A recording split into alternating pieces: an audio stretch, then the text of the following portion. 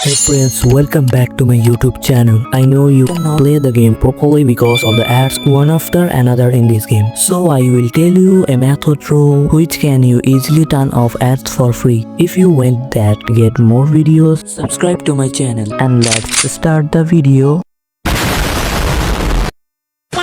First of all, open your phone settings. Then click on search settings. Here search for private DNS.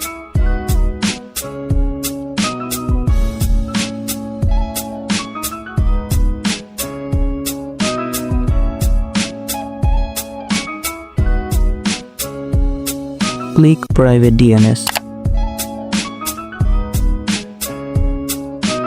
Private host name, click here.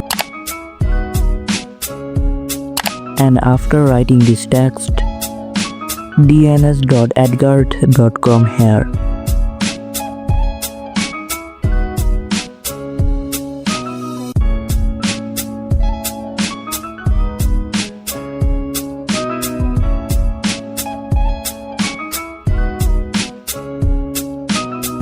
Click on the save button.